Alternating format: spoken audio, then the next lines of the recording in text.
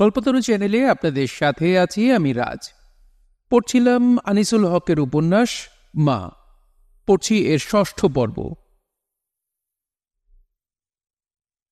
হালা, এই ঢিল তো। আজাদ নিজের উপর নিয়ন্ত্রণ হারাতে থাকে। মিছিলকারীরা ঢিল পাটকেল সংগ্রহ করতে ব্যস্ত রাস্তার পিচ্চিগুলোর উৎসাহ, তৎপরতা, সাহস আর সাফল্য বেশি। তাদের ঢিল গিয়ে পড়ছে পুলিশের গায়ে। গরম করে কাঁদানে গ্যাসের শেল এসে পড়ে মিছিলের অনেক সামনে। জনতা সেই শেল ফেটে যাওয়ার আগেই তুলে নিয়ে ছুঁড়ে মারে উল্টো পুলিশের দিকেই। আবার কাঁদানে গ্যাসের শেল এসে পড়তে থাকে পরপর। ধোঁয়ায় আচ্ছন্ন হয়ে যায় এলাকাটা। আজাদের চোখ জ্বালা করতে থাকে। এখন সে করবেটা কি? সামনের দিকে জনতা, বিশেষ করে খেটে খাওয়া ধরনের মানুষগুলো ঢিল ছুঁড়েই চলেছে। রাস্তার পিচ্চিগুলোর সাহস তো একেবারেই আকাশ ছোঁয়া। আজাদ আগুন দেবার জন্যে পকেটের লাইটারটা বের করে। হাতের কাছে কি পাওয়া যায় যাতে আগুন দেওয়া যায়? একটা এপিআরটিসির বাস পেলে ভালো হতো, কিন্তু চোখ এমন জ্বলছে যে সে আর কিছুই দেখে না। খসরু তার হাত ধরে টান দিয়ে বলে, আগে চোখে পানি দেওয়া লাগবো, চলো ওই গলির হোটেলে ঢুইকা পড়ি। আজাদ বাঁয়ের একটা গলির দিকে যেতে থাকে। খসরু বলে, ওইটায় যায়ও না, ওইটা কানাগুলি, আমার লগে আহো। আজাদ খসরুর হাত ধরে তার সঙ্গে একটা গলির মধ্যে ঢুকে পড়ে। গোয়েন্দা হিসেবে জায়েদের তুলনা মেলা ভার। ক্লাস 9-এ পড়া জায়েদ বাসায় ফিরতে না ফিরতেই আজাদ তার সামনে পড়ে। দাদা, 3টা টাকা দাও তো। কেন? টাকা দিয়ে তুই কি করবি? টাকা দিয়ে আমি কি করি তুমি তো জানোই, সিনেমা দেখুম। আজকে তো হরতাল, সিনেমা হল খুলবে না। কালকা দেখুম। কালকেও খুলবে না। যেদিন খুলব সেদিন দেখুম। এখন খুচরা নাই, পরে আসিস। দাদা, আমি কিন্তু আম্মারে কই নাই তুমি মিছিলে গেছলা। আমি মিছিলে গেছি তোকে কে বলেছে? গেছলা আমি জানি। এরপর 3 টাকা না দিয়ে আর আজাদের কোনো উপায় থাকে না। জায়েদের মুখ বন্ধ করা যায় বটে, কিন্তু মার কাছে ব্যাপারটা গোপন থাকে না। কিরে, তোকে দেখতে এমন লাগে কেন? মা তাকে দেখা মাত্রই বলেন, কেমন লাগে? চোখ লাল, গা ঘামে ভিজে গেছে। আরে হরতাল না, গাড়ি ঘোড়া কিছু আছে নাকি? হেঁটে যেতে হলো, রোদ চড়চড় করছে, তাই ঘেমে গেছি। আজাদ বারান্দায় গিয়ে জগের পানিতে চোখ ধোয়। চোখে কি হলো? আরে টিয়ার গ্যাস মেরেছে, মিছিলের পেছনে পড়েছিলাম। তুই মিছিলে গেছিস? যাই নাই, আমি তো নয়াপল্টনে যাচ্ছি, মিছিল আমার আগে আগে যায়। আমি কি আরও তো বুঝেছি? না মা, দাদা স্লোগানও দিছে। জায়েদের গলার স্বর। ওই 3 টাকা ফেরত দে। আজাদ বলে। আজাদ, তোকে না বলেছে মিছিলে যাবি না? আমার কি 7-8টা ছেলে? আমার ছেলে একটাই, তুই। তোকে আমি কি জালিমদের গুলিতে মরতে দেব? কি গোলাগুলি না করছে। আজকে শুনি ঢাকায় মরেছে, তো কালকে টঙ্গীতে, পরশু নারায়ণগঞ্জে। খবরদার, তুই এইসবে যাবি না। নেতারা তো কেউ মরে না, খালি পাবলিক মরে। জায়েদ বলে, নেতাও মরতেছে, আজাদ মারা গেল না?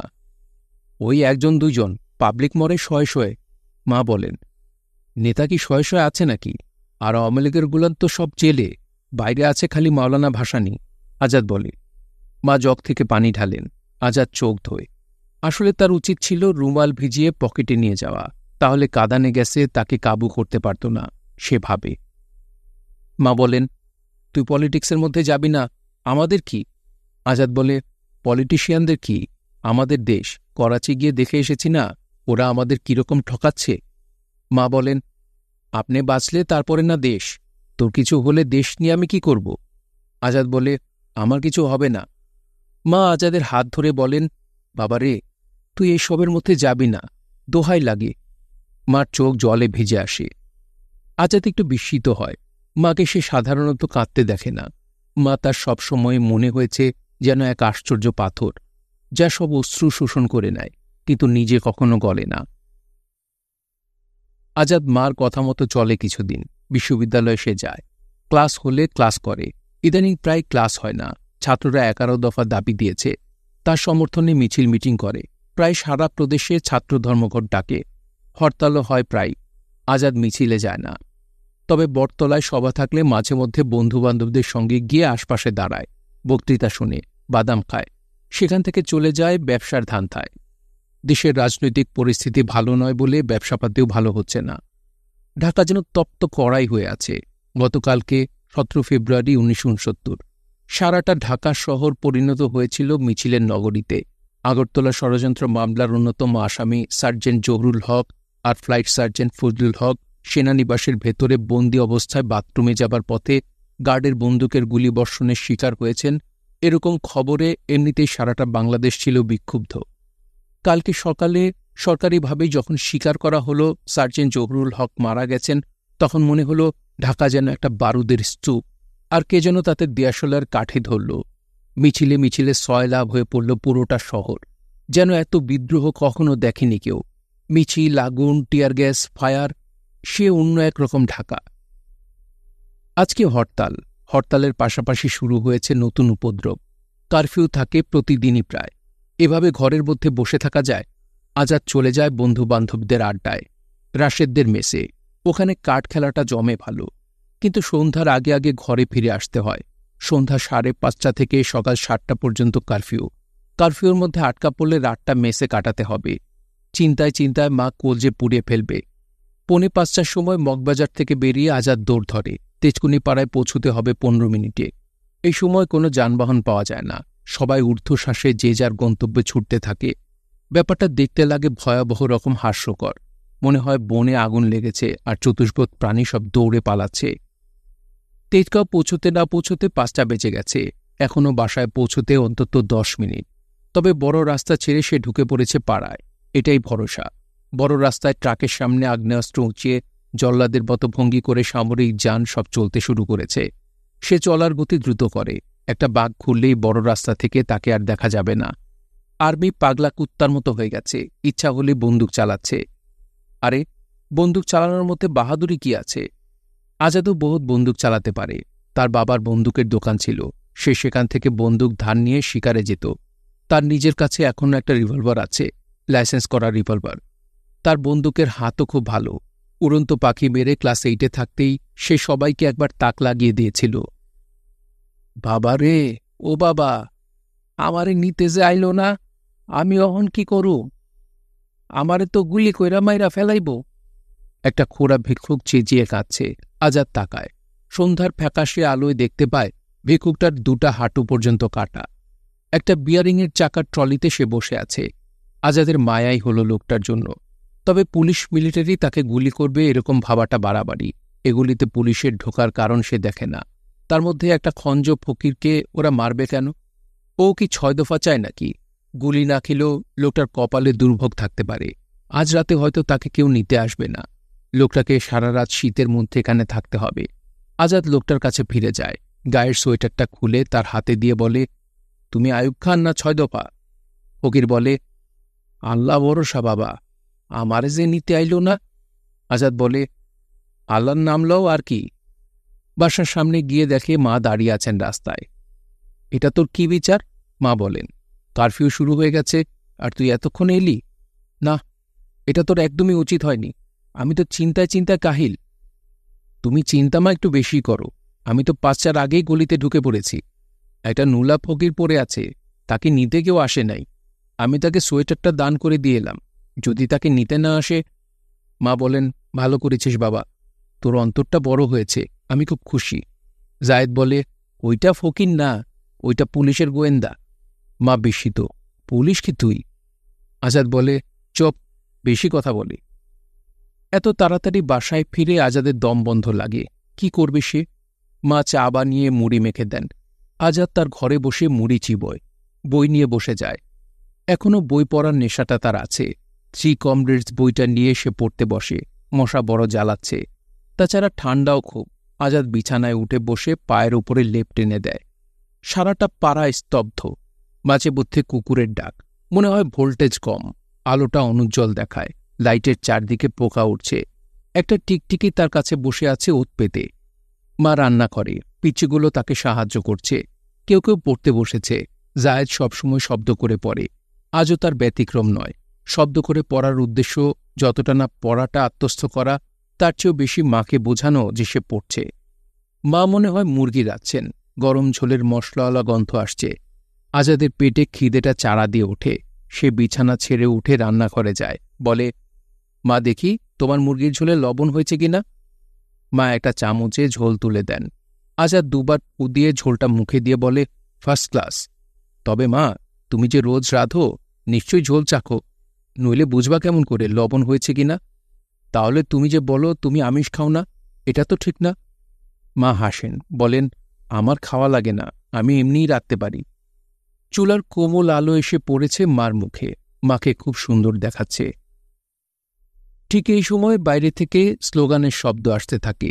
এ বাড়ি ও বাড়ি থেকে মানুষজন সব বেরিয়ে রাস্তায় নেমে যাচ্ছে। জায়েদ ছুটে আসে, দাদা সবাই রাস্তায় যাইতেছে, চলো আমরাও যাই। মা বলেন, ব্যাপার কি না বুঝে তোরা কই যাস? আজাদ বাসার বাইরে এসে দেখে আশেপাশের বাসার ছেলেপুলে সব বেরিয়ে এসেছে। কি হয়েছে? আজাদ জিজ্ঞেস করে। আরে রাজশাহী ইউনিভার্সিটিতে মিলিটারি গুলি কইরা ৩ জন প্রফেসর মাইরা ফেলছে, বিবিসিতে কইছে। আবার কালকা সারাদিন কারফিউ ডিক্লেয়ার করছে, তাই শুনে খেপার লোকজন রাস্তায় নেমে পড়তেছে। একজন জবাব দেয়। আজাদ ঘরে ফিরে এসে তাড়াতাড়ি একটা প্যান্ট পরে নেয়, একজোড়া কিডস পায়ে দেয়, তারপর বেরিয়ে আসে। এখানে ওখানে খণ্ড খণ্ড মিছিল। নুলো ফকিরটা পর্যন্ত তার ঠেলাগাড়িতে চড়ে চলেছে স্লোগান দিতে দিতে। তাকে ঠেলছে আরেক ভিক্ষুক। মগবাজার মোড়ে আসতে আসতে মিছিল মহামানব সমুদ্রে পরিণত হয়। আজাদ মগবাজার মোড়ে তার পরিচিত বন্ধু-বান্ধবদেরও দেখতে পায়। আশরাফুল, ওমর, ফারুক, কাজী কামাল, হাবিব সবাই মগবাজারের মোড়ে মিছিলে অংশ নিচ্ছে। কাজী কামাল আজাদকে দেখে বলে, দোস্ত সিগারেট দাও। আজাদ সিগারেটের প্যাকেট বের করে। তারা স্লোগান ধরে, রক্ত দিলেন গুরু, সংগ্রাম হল শুরু। দৈনিক ইত্তেফাকের রিপোর্টারও শহরে চক্কর দিচ্ছেন। কিছুদিন আগে ইত্তেফাকের ওপর থেকে নিষেধাজ্ঞা তুলে নেওয়া হয়েছে। আজাদের সাথে তার দেখা হয়। ওমর তাকে চেনে। ওমর বলে, ভাইয়া কি খবর? রিপোর্টার বলেন, সারাটা শহর মনে হচ্ছে অগ্নিগিরি, লাভা বেরোচ্ছে, আজকেই আয়ুব খানের দিন শেষ। রিপোর্টার টিকাটুলির মোড়ে অফিসে ফিরে গিয়ে লিখতে বসেন। গতরাত্রে রাজধানী ঢাকা নগরীতে অকস্মাৎ সান্ধ্য আইনের কঠিন শৃঙ্খল এবং টহলদানকারী সামরিক বাহিনী সকল প্রতিরোধ ছিন্ন ভিন্ন করিয়া হাজার হাজার ছাত্র জনতা আকস্মিক জলোচ্ছ্বাসের মতো পথে নামিয়ে আসে এবং শেখ মুজিবুর রহমানের মুক্তি ও আগরতলা ষড়যন্ত্র মামলা প্রত্যাহারের দাবিতে প্রচণ্ড বিক্ষোভে ফাটিয়া পড়ে। ইন্ট্রোটা লিখে তিনি চিৎকার দিয়ে ওঠেন, আজগর চা দে। আজগর হল অফিসের পিয়ন। তাকে পাওয়া যায় না। আর 2 বার চিৎকার করার পরে একজন সাব এডিটর এসে জানায়, অফিসের পিয়নরা কেউ নাই, সবাই মিছিলে গেছে।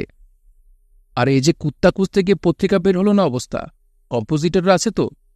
আছে, আপনি তাড়াতাড়ি লেখেন। সিরাজ স্যারে বসে আছে, মিজান ভাইয়ের রাজশাহীর নিউজ বানাইতেছে।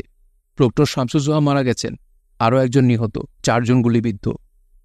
যতটুকু লিখছে কম্পোজে ধরিয়ে দেন, আমি বাকিটা লিখতে থাকি। তিনি লিখে চলেন। এই অবস্থার মধ্যে আজ সকাল 7টা হইতে বিকাল 5টা পর্যন্ত সান্ধ্য আইনের যে বিরতি ঘোষণা করা হইয়াছিল, তাহা অকস্মাৎ প্রত্যাহার করা হয় এবং কোনরূপ বিরতি ছাড়াই পরবর্তী 24 ঘণ্টা সান্ধ্য আইন জারি করা হয়। খোঁজ লইয়া জানা যায়, গতকাল রাজশাহীতে জনৈক অধ্যাপকের হত্যা এবং সান্ধ্য আইন জারির খবর এখানকার ছাত্র এবং সর্বশ্রেণীর নাগরিকের মনে প্রবল অসন্তোষের সঞ্চার করে। তদুপরি গতকালকার সংবাদপত্রে আগরতলার ষড়যন্ত্র মামলা প্রত্যাহার ও শেখ মুজিবের মুক্তি সম্পর্কে আশাবাদ প্রকাশিত হওয়ার পরেও শেখ সাহেব গোল টেবিল বৈঠকে যোগদানের উদ্দেশ্যে গতকাল ঢাকা ত্যাগ না করায় ছাত্র জনমনে এই বিশ্বাস দানা বাঁধিয়া উঠে যে শেখ সাহেবের মুক্তির ব্যাপারে সরকার আন্তরিক নহেন। বর্তমান প্রচণ্ড গণজাগরণের পটভূমিতে উপরোক্ত 2টি ঘটনা ছাত্র জনতাকে ক্ষিপ্ত করিয়া তোলে এবং তাহারা সান্ধ্য আইনের অনুশাসন উপেক্ষা করিয়া দাবি দেওয়ার প্রতিধ্বনি করিবার জন্য অকস্মাৎ রাস্তায় নামিয়ে আসে। কোনোরকম পূর্ব ঘোষণা বা পূর্ব প্রস্তুতি ছাড়াই প্রায় একই সঙ্গে শহরের এক প্রান্ত হইতে অন্য প্রান্ত পর্যন্ত এইভাবে ছাত্র জনতাকে রাস্তায় বাহির হইতে দেখিয়া সকলেই বিস্মিত হয়। রাত্রি 8টার পর হইতে মধ্যরাত্রি পার হইয়া যাওয়া পর্যন্ত শহরের বিভিন্ন স্থানে সমানে বিক্ষোভ চলিতে থাকে। সামরিক বাহিনীর গাড়ির শব্দ এবং বিক্ষিপ্তভাবে বন্দুকের গুলির আওয়াজ পরিবেশকে আতঙ্কগ্রস্ত করিয়া তোলে। পরের দিন 19 ফেব্রুয়ারি 1969 দৈনিক ইত্তেফাকে এই রিপোর্ট ছাপা হয়। রাত্রি বেড়ে চলে। বাসার আর সবাই ঘুমে অচেতন, শুধু আজাদের মা জেগে আছেন। আজাদ আর জায়েদ বাইরে গেছে, এখনও ফিরল না। এক একটা বন্দুকের গুলির আওয়াজ হয় আর তার হৃৎপিণ্ড কেঁপে কেঁপে ওঠে। এই শীতের রাতেও তার কপালে বিন্দু বিন্দু ঘাম দেখা যায়। রাত 2টোর দিকে আজাদ আর জায়েদ ফেরে। মা কোনো কথা বলে না। মা কোনো কথা না বলে খাবার টেবিলের সরপোশগুলো সরাতে থাকেন। বলেন, হাত পা ধুয়ে আসো, আমি খাবার গরম করি। ভাত খেতে খেতে আজাদ আর জায়েদ রাস্তায় কোথায় কি ঘটেছে তার গল্প করতে থাকে। মা বলেন, আজাদ, তোকে যে বলেছিলাম তুই মিছিলে যাবি না। আজাদ বলে, মা, আজকে তো এটা মিছিল না, এটা হলো গিয়ে আয়ুব খানের কুলখানি। আয়ুব খান আজকেই শেষ। রাস্তায় মানুষ আর মানুষ, এটাতে যাওয়ায় দোষ নাই, না গেলে দোষ আছে। মা দীর্ঘশ্বাস গোপন করেন। ছেলে বড় হয়ে গেলে সে বাইরের ডাকে সাড়া দেবেই। মা কি আর তাকে আটকে রাখতে পারবে? সব মাই আটকে রাখতে চায়, কিন্তু কোন মাই বা পারে? আজাদেরা চলে আসে ৩৯ মগবাজারের বাসায়, হাজী মনিরুদ্দিন ভিলায়। কথা উচ্চারিত হবার সঙ্গে সঙ্গে ঢাকার মুক্তিযোদ্ধাদের শির দ্বারা দিয়ে বরফের সাপ নেমে যায়। কারণ এই বাসার দেয়ালে লেগে আছে গুলির সীসা। এই বাসাতেই আজাদেরা ছিল ৭১। এখানেই আশ্রয় প্রশ্রয় পেয়েছিল বহু মুক্তিযোদ্ধা। এখানে রাখা হয়েছিল অনেক অস্ত্রপাতি, গোলাবারুদ। এই বাসা থেকেই আজাদ গিয়েছিল যুদ্ধে। এখান থেকেই ২৯ আগস্ট ১৯৭১ দিবাগত রাতে, অর্থাৎ ৩০ আগস্টের প্রথম প্রহরে ধরে নিয়ে যাওয়া হয় আজাদকে। এরপর আজাদ আর কোনোদিনও ফিরে আসে নাই। মগবাজারের দিনগুলোর কথা জায়েদ কিংবা টগর ভুলতে পারে না, পারবেও না। কারণ এই বাসাতেই তারা গুলিবিদ্ধ হয়েছিল। সারা রাত নাকি পড়েছিল রক্তশয্যায়, অচেতন। জায়েদের হাতের তালু আবার ঘামতে থাকে, শরীরে বোধ হতে থাকে উত্তাপ। কিন্তু মগবাজারে তাদের দিনগুলো আনন্দপূর্ণই ছিল। আজাদ ঢাকা বিশ্ববিদ্যালয় থেকে MA পরীক্ষা দিচ্ছে আন্তর্জাতিক সম্পর্ক নিয়ে, পাশাপাশি চেষ্টা করছে ব্যবসাপাতি করবার, সংসারটার হাল ধরবার। ফলে তাদের সুদিন ফিরে আসছে, এরকম একটা ধারণা তাদের হচ্ছিল।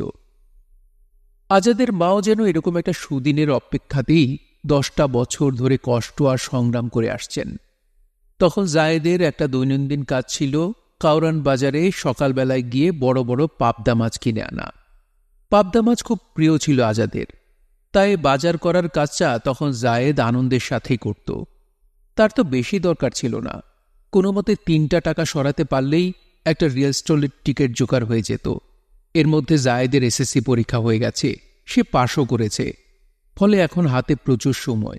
ছবি দেখাটা সেই সময়ের একটা উত্তম ব্যবহার বলে সে গণ্য করত। তবে আরেকটা মজার উপদ্রব ঢাকা শহরে তখন দেখা দিয়েছিল টেলিভিশন। তাদের বাসায় টেলিভিশন ছিল না, কিন্তু পাশের বাড়িওয়ালা কুলি খানের একটা টিভি সেট ছিল বটে। তাদের ঘরে টিভি দেখা হতো সন্ধ্যায়, রাতে। জানলা খোলা থাকত, দুবাড়ির মধ্যে একটা অভিন্ন প্রাচীর। সেটায় বসলে ভেতরের টেলিভিশন বেশ আরাম করেই দেখা যেত। সত্য বটে, কুলিখানের 2 মেয়ে ছিল, কিন্তু তাদের দিকে জায়েদের কোনো নজর ছিল না। একদিন সন্ধ্যায় জায়েদ মগ্ন হয়ে টেলিভিশন অনুষ্ঠান দেখছে তার পাঁচিল আসনে বসে, অনায়াসে আয়েশ করেই। হঠাৎ একটা লাঠির বাড়ি এসে পড়ে তার পায়ের কাছে দেয়ালের গায়ে। সে তাড়াতাড়ি সরে যায় খানিক। তখনই হুঙ্কার। জায়েদ দেখতে পায় কুলিখানের টাক বারান্দা থেকে আসা আলোয় চকচক করে উঠছে। কুলিখানের হাতের লাঠি আবার দুলে উঠলে জানলা দিয়ে আসা টেলিভিশনের আলোয় সেটা একটা লাঠির একাধিক সচল প্রতিচ্ছবি তৈরি করে তার দিকে এগিয়ে আসে। কর্তব্য স্থির করতে জায়েদের সময় লাগে। সে লাফ দিয়ে দেয়ালের এপারে নেমে আসে, কিন্তু আসার আগে তার কাঁধে লাঠির একটা বাড়ি পড়েই যায়। কুলিখানের সরস হুঙ্কার চলে আরও কিছুক্ষণ। আজাদ বাসায় ছিল, সে এগিয়ে আসে। জায়েদ তাড়াতাড়ি অন্তর্ধান করার সুযোগ খোঁজে। কি হয়েছে রে জায়েদ? মেয়ে দেখতে উঠেছিলি? না দাদা, টিভি দেখতে উঠেছিলাম। টিভির জন্যে বাড়ি মেরেছে? ছোট লোক আছে তো, চল। কই যাবেন? বাইতুল মোকাররম। এখন খোলা আছে না বন্ধ হয়ে গেছে? 8টা পর্যন্ত খোলা থাকে। তাহলে এখনই চল, বাইতুল মোকাররমে যাই, টিভি কিনে আনি। সে রাতেই বাইতুল মোকাররমের টেলিভিশনের দোকানে যায়। বেশিরভাগ দোকান তখন বন্ধ হয়ে গেছে, 1-2 খোলা আছে। জায়েদ বলে, দাদা কালকে আসি, বাইসা ঘুইরা দামাদামি কইরা কিনি। না, আজকেই কিনতে হবে। আজাদ বলে। তারা একটা Sanyo black and white television set কেনে। দাম পড়ে 970 টাকা। বাসায় ফিরে আসার পর টিভি যন্ত্রটা রাতেই সেট করা হয়। সেট করা হয় কুলিখানের বাড়ির দিকের রুমটায়। জানলা খুলে সাউন্ড বাড়িয়ে অন করা হয় টিভি। সেই থেকে এই বাসায় টিভি চলে। জায়েদের খুব প্রিয় অনুষ্ঠান ত্রিরত্ন, হাসির অনুষ্ঠান। ওটা শুরু হলেই আজাদ হাঁক পাড়ে, জায়েদ চলে আয়। আর আজাদের প্রিয় অনুষ্ঠান লুসি শো।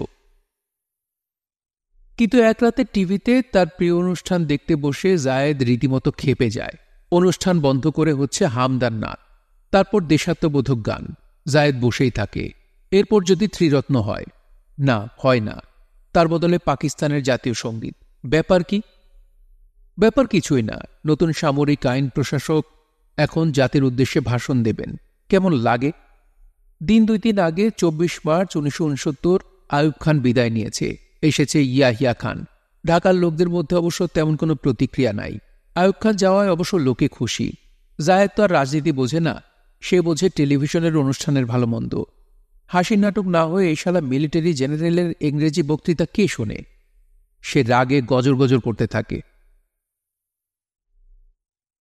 বাসার চিঠি লিখেছে আজাদকে, তার পড়াশোনা শেষ, এখন সে আর করাচিতে থাকতে নারাজ, ঢাকা চলে আসবে। ঢাকায় তার কিছু আত্মীয় স্বজন আছে বটে, তবে সেখানে সে উঠতে চায় না। আজাদ তাকে তাড়াতাড়ি চিঠির জবাব লেখে, তোমার কোনো চিন্তা করার দরকার নাই, তুমি শুধু চলে আসো, ঢাকার মাটিতে পা রাখো, বাকি দায়িত্ব আমার। এয়ারপোর্টে গিয়ে দাঁড়িয়ে থাকে আজাদ, বাসার বের হয়। আজাদ তাকে জড়িয়ে ধরে। কতদিন পরে দেখা হলো দু বন্ধুর, প্রায় 1.5 বছর। আজাদ ট্যাক্সি দাঁড় করিয়ে রেখেছিল, তারা ট্যাক্সিতে ওঠে। তেজগাঁ থেকে মগবাজার পৌঁছতে বেশি দেরি হয় না। মা তৈরি হয়েছিলেন, জানেন আজকে আজাদের করাচির বন্ধু আসবে, তিনি ভালো মন্দ রান্না করেই রেখেছেন। মগবাজারের বাড়িটায় রুম আছে 3টা, একটা রুম বাসারের জন্য প্রস্তুত করে রাখা হয়েছে। পরদিন বাসার যায় টাঙ্গাইল তার বাবা মার সঙ্গে দেখা করতে। তার বাবা পুলিশে চাকরি করেন, টাঙ্গাইলে তাদের অনেক বিষয় সম্পত্তি। 2 দিন পর বাসার ফিরে আসে আজাদদের বাসায়।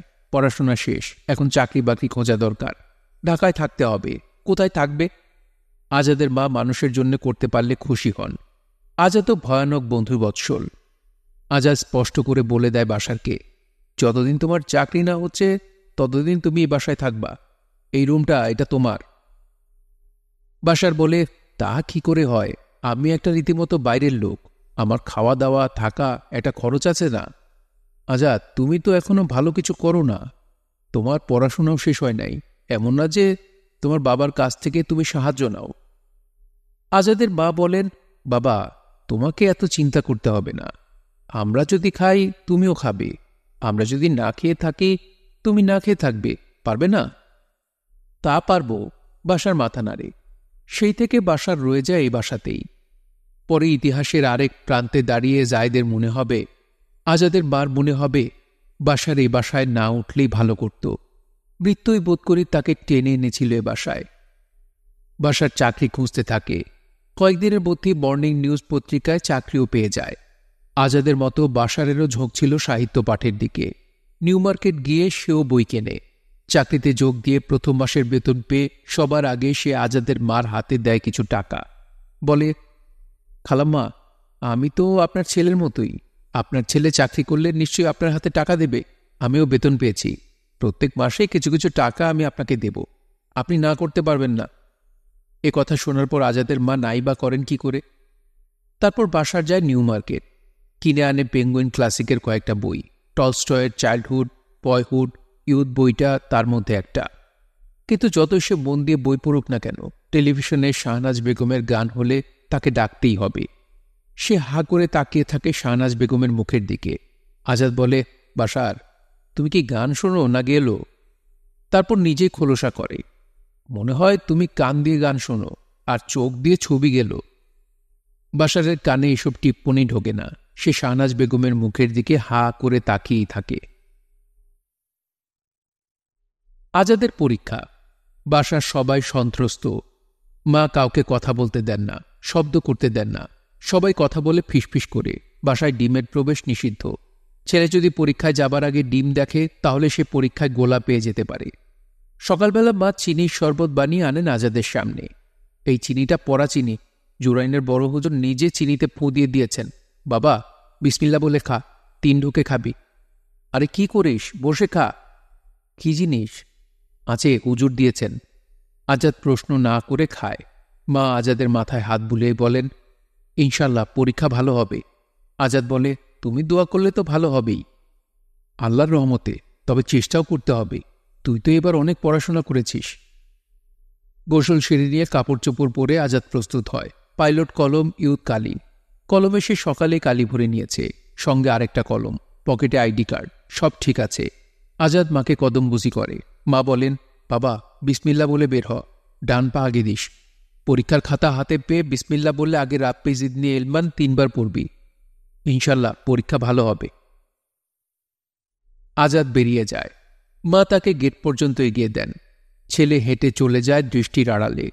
তবু মা গেট ধরে দাঁড়িয়ে থাকেন। এটাই ছেলের শেষ পরীক্ষা, MA ফাইনাল। এই পরীক্ষায় পাশ করলে মার মিশন শেষ। ছেলেকে নিয়ে তিনি একদিন এক বস্ত্রে ইস্কাটনের বাড়ি থেকে বের হয়ে এসেছিলেন। তখনও সে স্কুলে পড়ে, ম্যাট্রিকও পাশ করে নাই, নাবালক। তার নিজের কি হবে তিনি জানেন না, ছেলের কি হবে তাও জানেন না। স্বামীর বাড়ি থেকে চলে আসার পরে ছেলে স্কুল ছেড়ে দিল। সাফিয়া বেগমের বোন মারা গেল। কি ভীষণ দিন কেটেছে এক একটা। এমন দিনও গেছে চাল কেনারও টাকা ছিল না। ছেলে উচ্ছন্নে যাওয়ার জোগাড়। সেখান থেকে সে ফিরে এলো, ম্যাট্রিক পাশ করল, IE পাশ করল, BA পাশ করেছে, এবার MA। কুলে এসে গেছে তরি অচিন সমুদ্র পাড়ি দিয়ে। এখন শুধু বন্দরে ভিড়বার অপেক্ষা। তার নিজের জীবনে তিনি আর কিছু চান না। ছেলের পরীক্ষাটা এখন ভালোই ভালোই শেষ হলে হয়। তারপর ছেলের নিজের জীবন সে নিজে করে নেবে। তার কিছু বলার নাই।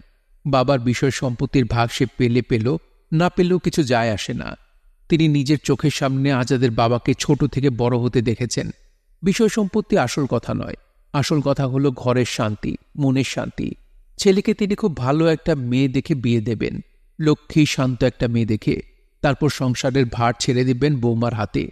তিনি সংসারের নিত্যদিনের কচকচানির ঊর্ধ্বে উঠে যাবেন। জুরাইনের পীর সাহেবের কাছে যাবেন, তার নির্দেশ মতো ইবাদত বন্দেগী করবেন। আম্মা, কালা মুরগিটা কোনখানে ডিম পারছে দেখো, মহুয়া চিৎকার করে। কোনখানে? এই যে স্টোরের সিপাই। কই দেখি দেখি। দেখবা, তোমার ছেলে না পরীক্ষা দিতে গেছে, তুমি ডিম দেখলে হে ফের গোল পাইব না তো?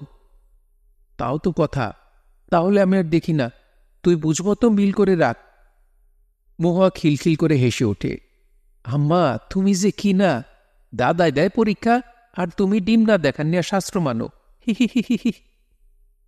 মুরগির ডিম না দেখলেই যদি MA পাস দেওয়া যাইতো, তাইলে বহু লোকে MA বিয়ে হয়ে যেত। আজাদের মার মৃত্যুর পরে আজাদের খালাতো বোন কোচিরও কত কথা মনে পড়ে। জন্মাবধি সে তার এই খালার কাছেই মানুষ। 1969-70 সালে তার বয়স কত আর হবে, 10-11 বছর। এইসব সময়ের মধুর সব স্মৃতি তার মনে উকি দেয়। তার মনে পড়ে তাদের খালা সাফিয়া বেগম, যাকে তারা ডাকত আম্মা বলে, সেই সময় শুদ্ধ বাংলায় কথা বলতেন। একবার কি উপলক্ষে কোচি বলেছিল দুবলা খাস। আম্মা বলেছিলেন, কি বললে? দুবলা নয়, বলবে দুর্বা। শোনো, কলকাতার ভিখারিরাও সুন্দর করে কথা বলে। এসে বলে, মা দুটো চাল দিন না মা। শুনতেও কত ভালো লাগে। আম্মা সবসময় বই পড়তেন। শরৎচন্দ্র তার ছিল সবচেয়ে প্রিয় লেখক। রবীন্দ্রনাথের বই পড়তেন খুবই মন দিয়ে। বাসায় উল্টো রথ রাখা হতো। আম্মার হাতে থাকত এই পত্রিকাটা। উল্টো রথের গল্প উপন্যাস তিনি মন দিয়ে পড়তেন। কোচিও ছিল গল্পের বইয়ের পোকা। একটা নতুন বই বাসায় এলে কে আগে পড়বে এই নিয়ে প্রতিযোগিতা হতো আম্মার সাথে তার। শেষে আম্মাও পড়ছেন, তিনি কাজে ব্যস্ত হয়ে পড়লে কোচিও পড়ছে, এরকম চলত। তারপর আবার অবসর পেলে আম্মা পড়ার জন্য বই হাতে নিতেন। নিয়েই বলতেন, কোচি। জি আম্মা। আমার চিহ্ন কই? কোচি জিভে কামড় দিত। আম্মা কোন পাতা পর্যন্ত পড়েছেন একটা চিহ্ন দিয়ে রেখেছিলেন। এটা সে হারিয়ে ফেলেছে। আজকে যে প্রথম সে পেজ মার্কার হারালো তা নয়, প্রায় সে এই কর্মটি করছে।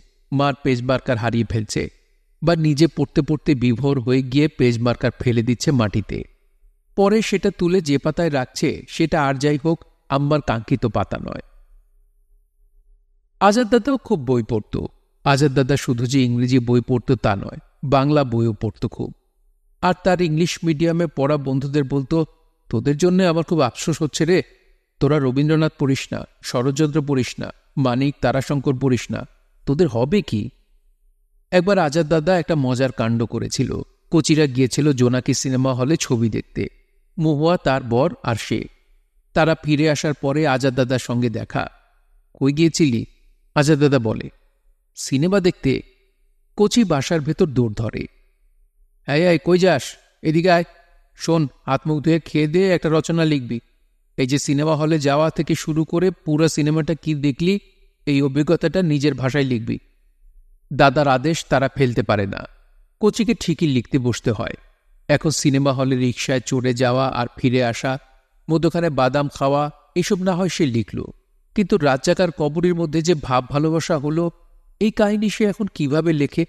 রচনার ভিতরে সেসব লেখা যায়? কোচি খুবই মুশকিলে পড়ে যায়। মাঝে মধ্যে আজাদ ডাকত কোচিকে, কোচি এদিকে আয়, একটা গান শোনাতো। আজাদ দাদাকে গান শোনাতে কোচির তেমন সংকোচ নাই, কিন্তু পাশে বাসার দাদা যে রয়ে গেছে, বাইরের মানুষ, তার সামনে কি কোচির লজ্জা লাগে না? কি গা? কোচি হাত কচলায়। এখন গান না শোনালে সিনেমা দেখতে যাওয়া বন্ধ। জোনাকিতে ভালো সিনেমা এসেছে। কোচি বলে, কোন গানটা শোনাবো?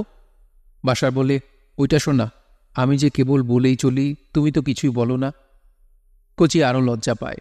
এটা হলো আগন্তুক ছবিতে কবরীর গাওয়া গান। এই গান এখানে গাওয়া যায়? শেষে আজাদের মুখের দিকে তাকিয়ে আর নতুন ছবি দেখতে যাওয়ার লোভে সে গলা খুলে, আমি যে কেবল বলেই চলি, তুমি তো কিছুই বলো না। আর কোচির মনে পড়ে, আম্মা তাদের ভাত তুলে খাওয়াতেন। আম্মার প্রত্যেকটা আঙুল সে চেটে চেটে খেত। তবে আম্মার সঙ্গে মাঝখানে তার আর থাকা হয় নাই। যুদ্ধের পরে নিজের পছন্দ মতো বিয়ে করেছিল বলে আম্মা রাগ করেছিলেন। কোচি ওই বাসায় যায়নি বহুদিন। কেবল জীবনের শেষের দিকে এসে আম্মা তাকে ক্ষমা করে দিয়েছিলেন। আজ ইলেকশন। কিশোর জায়েদ বোঝে না ইলেকশন কি, তবে তার মধ্যে তীব্র কৌতূহল। সে ইলেকশন দেখতে যাবে। চারদিকে নৌকা মার্কার জয় জয়কার। এবার নাকি নৌকার জয় হবে। নৌকা ছাড়া মার্কা আছে হারিকেন। এই কদিন শহরটা ইলেকশন ইলেকশন করে পাগল হয়ে গেছে। মাঝে মধ্যে মিছিল বের হয়, মার্কাটা কি? নৌকা। জাগো জাগো বাঙালি জাগো, তোমার আমার ঠিকানা পদ্মা মেঘনা যমুনা। সেসব মিছিলে যাওয়ার তার খুব ইচ্ছে ছিল। একদিকে আম্মা, আরেকদিকে দাদা, এদের কঠোর শাসনে সেই খায়েশটা তার পূরণ হয় নাই। এদিকে টেলিভিশনেও ভালো অনুষ্ঠান কম। কয়েকদিন প্রচার হলো শুধু ঘূর্ণিঝড় আর জলোচ্ছ্বাসের খবর। কি বড় জলোচ্ছ্বাসটাই না হয়ে গেছে কদিন আগে। 10 লাখ লোক নাকি মারা গেছে। যে সে কথা। জায়েদ বাসায় কিছুই না বলে বেরিয়ে যায় নির্বাচন দেখতে। ডিসেম্বর মাস, 1970 সাল। বাইরে শীত পড়েছে ভেবে জায়েদ একটা সোয়েটার পরে ঘর থেকে বেরোয়, কিন্তু বাইরে এসে বোঝে সে একটা ভুল করেছে। রোদ চড়চড় করছে, সোয়েটারটা গায়ে রাখা যায় না। সে সোয়েটার খুলে কাঁধে ঝোলায়।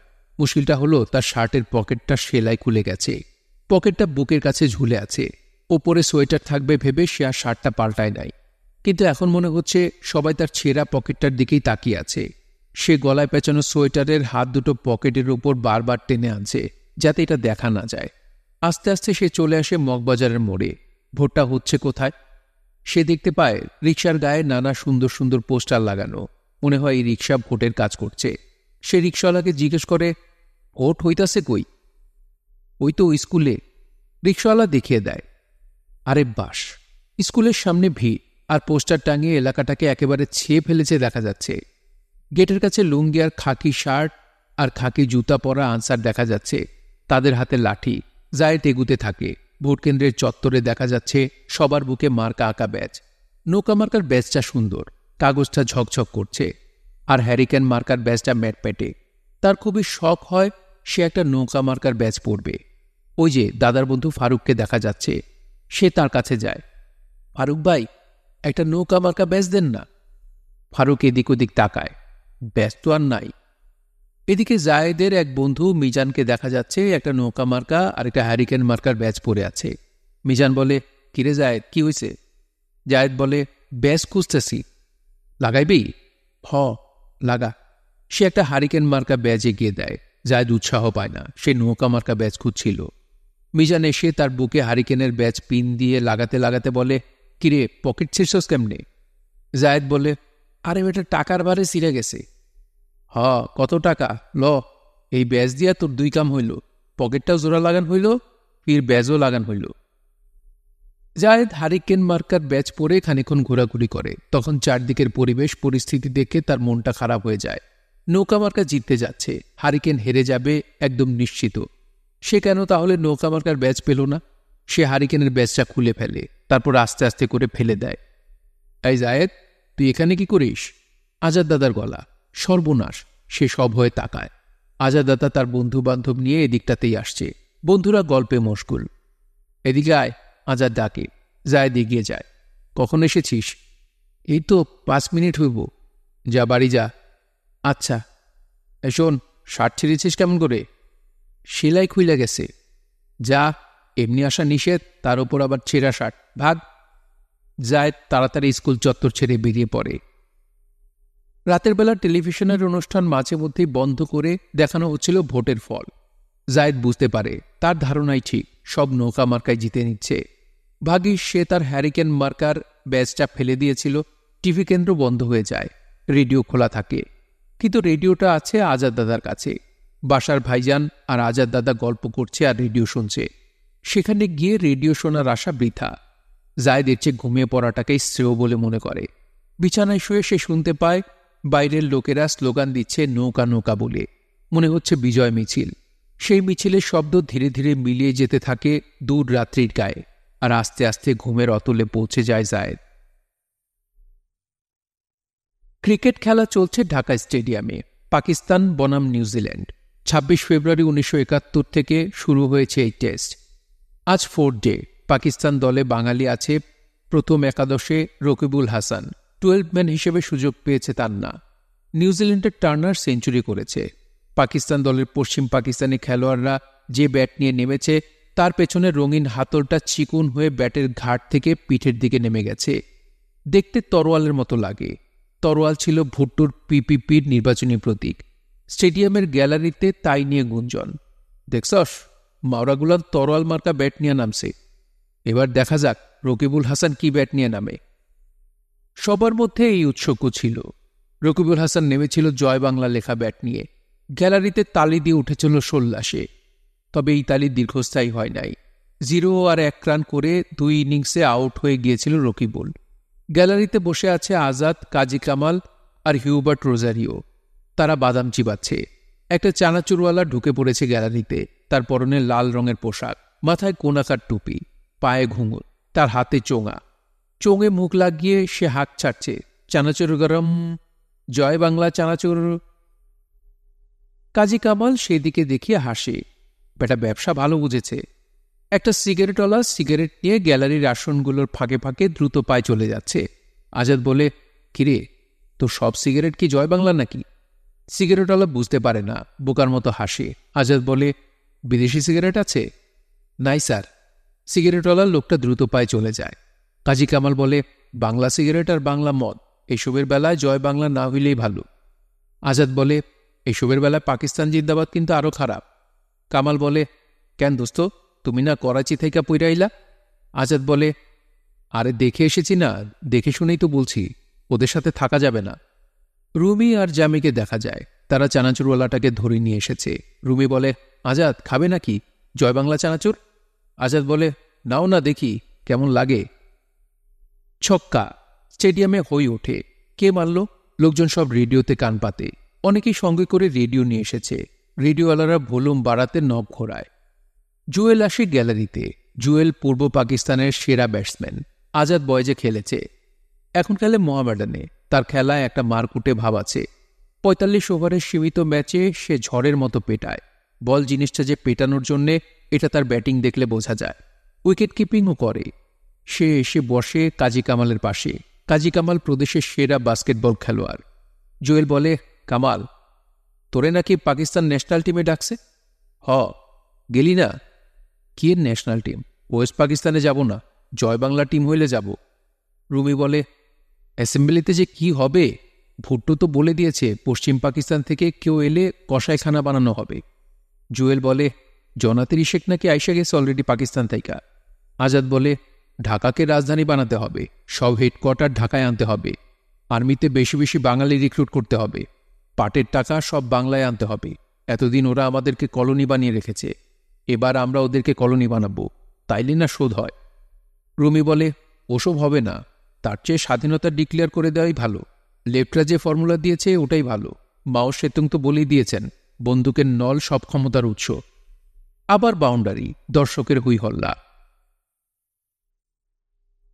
খেলায় এখন বিরতি, লাঞ্চ পিরিয়ড চলছে। রেডিওতে বারবার বলা হচ্ছে প্রেসিডেন্ট ইয়াহিয়া খান গুরুত্বপূর্ণ ঘোষণা দেবেন। সবাই অধীর আগ্রহে রেডিও ধরে বসে আছে। বেলা 1টার দিকে রেডিওতে ইয়াহিয়া খানের ঘোষণা প্রচারিত হতে থাকে। ইয়াহিয়ার নিজের মুখের নয়, অন্য একজন পড়ে শোনায়। পরশুদিন ৩ মার্চ ১৯৭১ থেকে যে জাতীয় পরিষদের অধিবেশন ঢাকায় বসার কথা ছিল তা অনির্দিষ্টকালের জন্য স্থগিত করা হয়েছে। ঘোষণা শেষ হওয়ার সঙ্গে সঙ্গে পুরো গ্যালারি একযোগে স্লোগান দিয়ে ওঠে, ইয়া হিয়ার ঘোষণা, মানি না, মানব না, ভুট্টুর পেটে লাথি মারো, বাংলাদেশ স্বাধীন করো, জয় বাংলা।